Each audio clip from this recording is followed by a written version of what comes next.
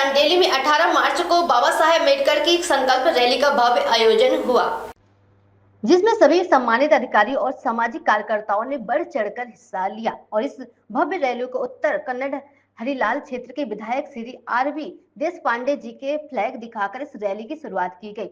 रात को 9 बजे रैली दांडेली के नगर सभा प्रांगण में पहुंची, जहां पर सभी मान्यवर ने बाबा साहेब की प्रतिमा को माल्यार्पण कर और भाषण देकर सभा का समापन किया, जिसे उत्तर कन्नड़ के हमारे ब्यूरो चीफ राजेंद्र जोशी ने कवर किया। सन्मान्य श्री आर.वी. देशपांडे साहेबರು ಈ ಉತ್ಸವಕ್ಕೆ ಚಾಲನೆ ನೀಡುತ್ತಿದ್ದಾರೆ।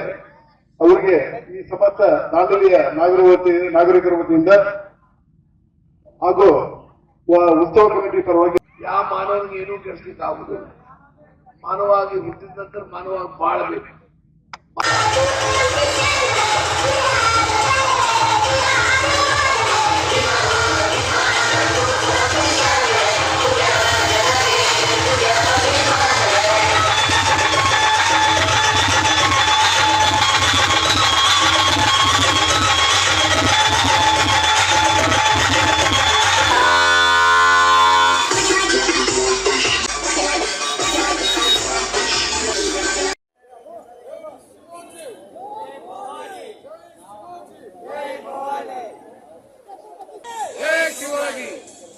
सर यहीं पर सर ಒಳಗಡೆ सर माइक ಇಲ್ಲ सर ಒಂದು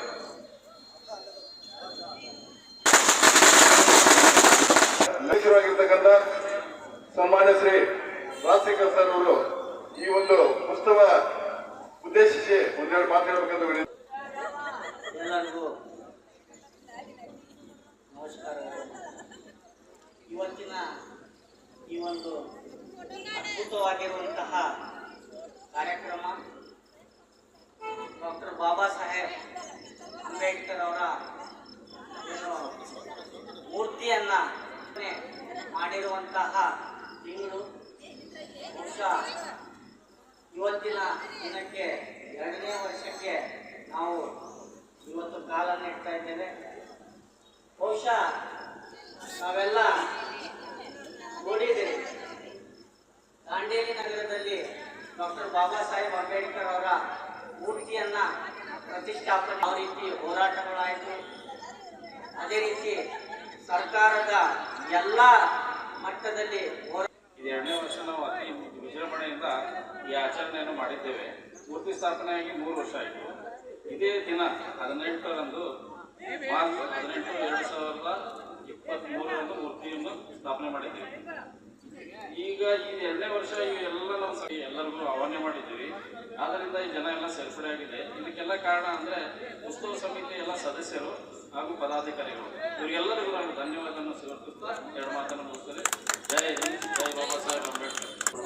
ಯಾರೆಲ್ಲ ಸಂವಿಧಾನದ ಮೇಲೆ ಗೌರವ ನಂಬಿಕೆ ಇಟ್ಕೊಂಡಿದ್ದಾರೆ ಅವರಲ್ಲಿ ಒಂದು ಒಕ್ಕಟ್ಟು ಮೂಡಿಸೋ ಒಂದು ಪ್ರಭಾವ ಪ್ರೇರಣೆದಾಯಕ ಆಗಲಿ ಅನ್ನೋ ದೃಷ್ಟಿಯಿಂದ ಈ ಒಂದು ಶೋಭಾಯಾತ್ರೆ ದಾಂಡೇಲಿಯಲ್ಲಿ ನಾವು ಸಮಾನತೆಯ, ಸ್ವಾತಂತ್ರ್ಯದ, ಸೋದರತೆಯ, ಮಾತೃತ್ವದ ಸಂಕೇತವಾಗಿ ಈ ಭವ್ಯ ಮೂರ್ತಿ ನಮ್ಮ ದಾಂಡೇಲಿ ಜನರಿಗೆ ಒಂದು ಪ್ರೇರಣಾದಾಯಕವಾಗಿ ನಮಗೆ ಇವತ್ತು ನಾವು ಜೀವಂತವಾಗಿದ್ದೇವೆ, ಇವತ್ತು ನಾವು ಬಟ್ಟೆ ಹಾಕೊಳ್ತಾ ಇದ್ದೇವೆ, ಇವತ್ತು ನಾವು ವಿದ್ಯಾವಂತರಾಗಿದ್ದೇವೆ, ಇವತ್ತು ನಾವು ಶ್ರೀಮಂತರಾಗಿದ್ದೇವೆ ಅಥವಾ ಒಂದು ನೌಕರಿಯಲ್ಲಿ ಇದ್ದೇವೆ ಅನ್ನೋದಾದ್ರೆ ಅದು ಯಾರ ಒಂದು ಫಲ ಅಂತ ಕೇಳಿದ್ರೆ ಅದು ಬಾಬಾ ಸಾಹೇಬರ ಕೊಟ್ಟಂತ ದಾನ ಅಂತಕ್ಕಂಥದ್ದು ಸಹಿತ ನಾವು ತಿಳ್ಕೊಳ್ಬೇಕು ಅನ್ನುವಂಥ ಕರೆಯನ್ನು ನೀಡ್ತಾ ನನಗೆ ಮಾತನಾಡಲಿಕ್ಕೆ ಕೊಟ್ಟ ತಮ್ಮೆಲ್ಲರಿಗೂ ಜೈ ಭೀಮ್ ಹೇಳ್ತಾ ನನ್ನ ಮಾತನ್ನು ಹೇಳ್ತೇನೆ। ಅದೇ ರೀತಿ ಎಲ್ಲ ಸರ್ಕಾರಿ ಕಚೇರಿ ಮುಖ್ಯಸ್ಥರು ಈ ಒಂದು ಕಾರ್ಯಕ್ರಮದಲ್ಲಿ ಸಹಕರಿಸಿದ್ದಾರೆ।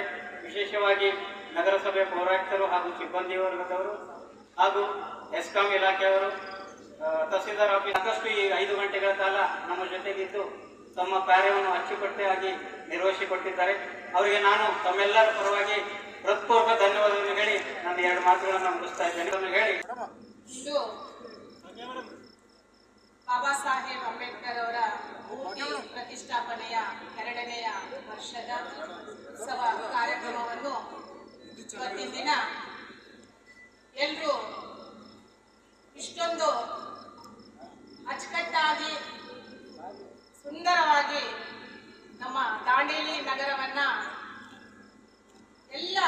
ಬಣ್ಣದ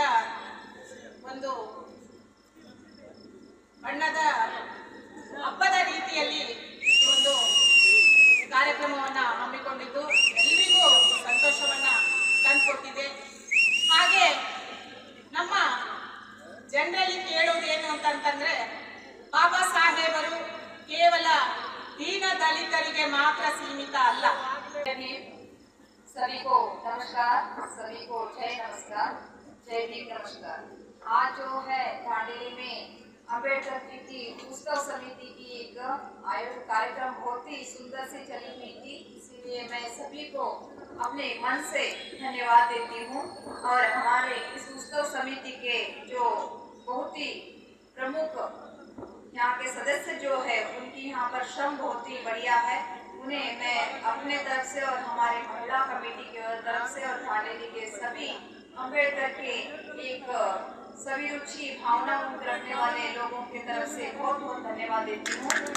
क्योंकि ये जो अम्बेडकर उत्सव समिति की जो एक कार्यक्रम जो था, पूरी दांडेली की एक हर एक क्षेत्र में नीलिमय बनाकर उत्सव इतने जोरदार बनाएंगे, क्योंकि जिस तरह के जो उत्सव मनाया जाता है हर एक घर में हर एक त्योहारों में मनाया जाता है, उस तरह मनाने की एक आशा थी, वो आज पूरी की पूरी खुशी और उमंग से परिपूर्ण हुई है। इसलिए मैं और मेरे कमेटी के तरफ से बहुत ही धन्यवाद देती हूँ।